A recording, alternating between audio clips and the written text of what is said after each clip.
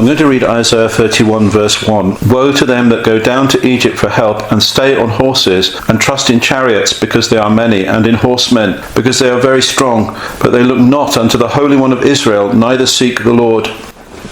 But here, God is telling in Isaiah 31 verse 1, God is saying that just when there was this threat of invasion by Sennacherib and by the Assyrians, and this came, and you can read this in subsequent chapters in Isaiah, when there was a threat of terrible destruction upon the land, the people didn't seek their God. They didn't turn to God and cry to him. Eventually, it would be God who supernaturally delivered them, and this is a wonderful and remarkable story as a result of the crying to God of Isaiah the prophet and Hezekiah the king, that God and also Sennacherib challenging God and speaking against God and saying that he could easily defeat him. So God, therefore, arising to defend his own name, and Sennacherib returning to his own land and being murdered there in accordance with God's judgments against him. But the people cried out to God. But initially here, we read that some of them went down to Egypt for help. They put their trust in horses and trust in chariots, because they were many, and in horsemen, because they are very strong.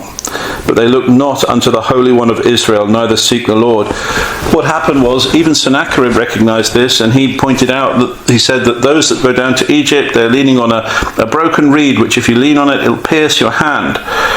And Sennacherib just laughed at the idea that these people had gone to Egypt. They thought if they went to Egypt, because of their many chariots and horsemen, they would be safe, and Egypt would protect them.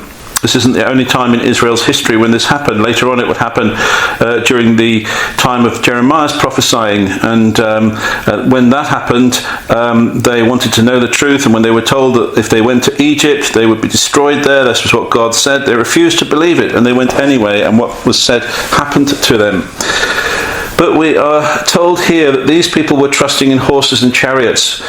So we put our trust in men, just as these people put their trust in Egypt and in the chariots of Egypt. And what this verse says is, woe to them. It's God who's saying woe to them. And indeed, it says here in the second half of the last part of the verse 1 of Isaiah 31, but they look not unto the Holy One of Israel, neither seek the Lord. The worst possible thing that can happen to us as a nation, we are hardened in our godlessness, we are hardened in our humanism, we are hardened in our belief that we hold the key to our own salvation and future. But we're just like these people in Isaiah's day. They look not unto the Holy One of Israel, neither seek the Lord. And God says, woe to them.